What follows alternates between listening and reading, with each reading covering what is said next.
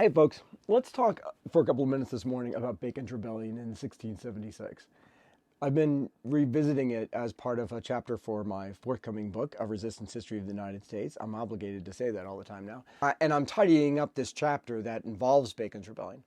And it occurs to me that having gone through all of the historiography and visiting the historical reality of the moment, that historical reality of that event, that few historical events, in fact, have been so completely distorted by both academic and public history over centuries of storytelling than has Bacon's Rebellion. Hey, I'm Tad Sturmer. I teach public history at Johns Hopkins University. I'm a historian of the American Revolution and colonial Virginia. And as I said, I'm the author of the forthcoming Resistance History of the United States. Now, for a resistance history of the United States, you'd think it's a no-brainer to include Bacon's Rebellion, right? So I do. But also, as you might expect, if you have been part of these conversations for a while, I'm not including it for the reasons you might think. But that's not what I want to talk about this morning. I just want to throw up for you how strikingly simple an event it really was, but also how dramatically different that event was from how we talk about it today. So first, a lot of people, and some pretty prominent historians, say it's about class. And this drives me a little crazy being an historian mostly of the 18th century. But anybody who is a historian sort of the longue durée, we kind of get this all the time, trying to freight later concepts onto earlier periods that don't quite fit because they aren't organic to them. They don't explain very much except for those people who are trying to achieve some sort of other goals by deploying them. So they will say it's about class, that Bacon was a champion of the people against the ruling elites. 1676 was the first American Revolution. It was the beginning of American independence. It's no coincidence that it happened exactly 100 years before American independence. A bit of ridiculous, exceptionalist crypto history there. Bacon's laws sparked America's democratic spirit, even more exceptionalism.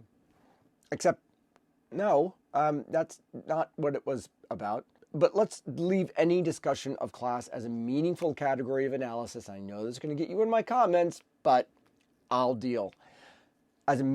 Class as a meaningful category of analysis before the 19th century, let's leave that to the side. Read E.P. Thompson's Customs in Common, then let's talk. In any case, Bacon wouldn't have cared about class anyway. He was a privileged elite doing what privileged elites love doing most, protecting and advancing their privileges, and using people without those privileges to do all that for them. Bacon's laws, those proto-democratic reforms that a lot of people talk about, that expanded voting rights in Virginia, had almost nothing to do with Bacon's actual reformist agenda. In fact, many of the ideas for those reforms were circulating long before his rebellion took full swing. The legislation had already been introduced well before Bacon became his disaffected best. And so while Bacon and his armed troops, which included one of my ancestors, did intimidate the June 1676 Assembly into passing measures he desired, primarily his commission to fight indigenous people, he wasn't the author of any of the broader reforms, nor was he a champion of them. Those laws just happened to pass during all that instability, so later myth-makers, confusing timing with causation, wrongly attribute them to democratic ideals. Or any of the ideals that Bacon might have had. And we'll talk about what his ideals really were. But we have to actually, history being a pesky thing, and historians being pesky people, we actually have to look at evidence to recover reality. Whatever that turns out to be, without any kind of stake in the outcome, we just kind of want to tell the truth and find out the truth so we can tell it. So, no, they weren't at all about championing democratic reform. They weren't about any kind of class-based analysis. He didn't care then. He wouldn't have cared now. So, not about class, although we can talk about it. And while we're hitting all of the greatest hits, let's talk about race, a big one. Not there either, at least not as the rebellion's primary cause or any immediate direct consequence in the way it's often portrayed. So, no, not really, not in that way. So let's talk about it. So, sorry, Edmund Morgan, a lovely, lovely person whom I knew. He helped me with part of my dissertation. But wrong there, as historians like Kathleen Brown and others have pretty convincingly shown. By the way, Good Wives, Nasty Wenches, and Anxious Patriarchs is a great name for a book, and a really valuable book. So I highly recommend it. Didn't enslaved people, you might ask, join him to fight for their liberty? Well, yeah, I mean, there's some evidence of that. I mean, he reached out to enslaved people, offered them freedom in exchange for serving him. So did Governor Barclay. So there's evidence that a comparable number, perhaps even more, joined to fight with Governor Barclay for the government against Bacon. And Barclay, acting for the crown, actually offered freedom to all enslaved individuals and indentured servants among Bacon's men who would desert Bacon and join the loyalist forces, a point that often gets overlooked. And more to the point, they got their freedom from Charles II. You can sort of compare and contrast that with the American Revolution too. So that doesn't quite work, especially because they joined each side, likely for a variety of complex reasons. They're of their own. Let's make sure that they are giving their agency here. And there wasn't an overwhelming imbalance that needs to be explained in the same way as, say, the striking number of people who joined the British during the Revolutionary War, the striking number of enslaved people who joined the British during the Revolutionary War. That's an imbalance that needs to be unpacked, and that's a whole other chapter of my book. But what about the laws that tighten racial distinctions and legal categories? Here is a big driver of this discussion. Woody Holton can go away. Weren't they tied to Bacon's rebellion, driving white men together in a form of racial solidarity against black people? So we're just going to focus on black people for the moment. Morgan argues for the role of racism driving post-rebellion policy, that it promoted social unity among whites of different classes. Ugh, that word again. Well, no, not as a direct singular trigger. That development, the legal construction of race and racial slavery, was already well underway. It's a major through line of the 17th century. How English people acquire and articulate their whiteness and codify black unfreedom. For instance, Virginia's law of 1662 establishing hereditary slavery based on the mother's status was a crucial step, 14 years before Bacon. Early laws distinguishing the status of Africans, such as the 1640s Virginia tax laws that treat African women as tithable, differently from English women, also strikingly predate the rebellion. So Morgan and the people who rely on him, though, sometimes assume a much more direct and immediate causal connection between the events of 1676 and decisions made over a longer period, rather than seeing it as part of the long-standing development of a potent, unique form of racism that cannot be solely pegged to Bacon, or really pegged to Bacon in any way. And that gets in the way of what was actually going on with the rebellion itself.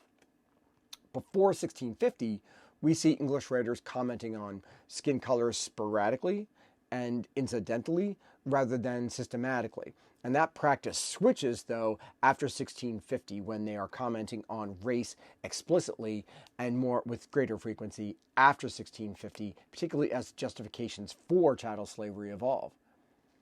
So chattel slavery wasn't anywhere near yet embedded as the primary labor force in the agricultural South at 1676. That shift isn't complete until the early 1700s. It's largely done by 1710. So indentured servants and convict servants, the vast majority of whom were English, still dominated the labor force and vastly outnumbered enslaved people of African descent. At the time of Bacon's rebellion, maybe half of Virginia's population was unfree in some way. Indentured, convict servant. Convict servants are often left out of this conversation, but they're a big part of it. Or enslaved people. But English men still made up a significant proportion, certainly at or near the majority, of the unfree labor pool. Enslaved Africans were maybe 5 to 7% of Virginia's population at that point. They'll become nearly 40% of Virginia's population by the time of the American Revolution and represent almost all of the unfree population. That is how dramatic the shift is. And that happens in a relatively short period of time, that transformation, in just a couple of generations.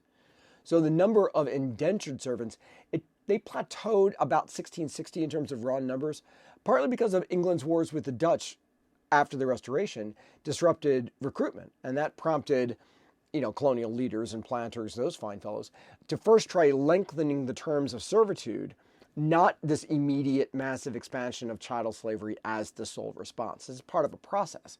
And we have to understand that in order to be able to give it its real weight. So what's really going on with Bacon's rebellion? Genocide against indigenous people, period. That's what Bacon was all about. It's mostly what he cared about. Eliminate the tribes, the heathens, the savages. He's furious at Berkeley for not allowing colonists to, in Bacon's view, exterminate indigenous people when they had the chance, wherever they had the chance, something he explicitly says. Oddly enough, if you want to know what Bacon's rebellion was really about, you can just look at two things.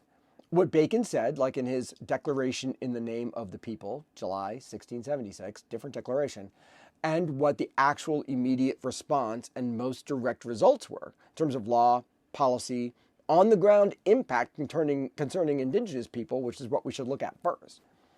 So once you get through all of Bacon's whining about the beaver trade and Berkeley's alleged corruption, Bacon's declaration is overwhelmingly about how awful Native people supposedly are and how Berkeley was surrendering his obligations to Virginia by doing anything but destroying them or letting other white people do it for him. And Bacon's rebellion was the catalyst for the near total dispossession and decimation, and I mean that in a sense far worse than its literal definition, of the indigenous presence in Eastern Virginia. It wiped out or catastrophically weakened the tribes in the coastal plains in Piedmont. So much, and removed them from the tidewater. So much so that we see a striking change in how indigenous people were thought of and talked about. They became symbols very quickly after 1676. Often romanticized or vilified very quickly, removed from historical reality with a rapidity that's striking. And this is when the myth of Pocahontas, for instance, and her importance begins to gain new kinds of traction in colonial narratives, particularly in terms of genealogy. It's a very weird thing. Why? Because they're not there anymore. In all of the areas east of the Piedmont, there is no significant indigenous presence. So by the time that Thomas Jefferson, who, by the way, is partly responsible for the early lies about Bacon because of this book, History of Virginia, this first published in 1805 in 4 volumes. This is my original copy. He's the main pusher of this version of A History of Virginia, and puts a lot of these lies in order to be able to create this kind of origin story for American independence into Bacon.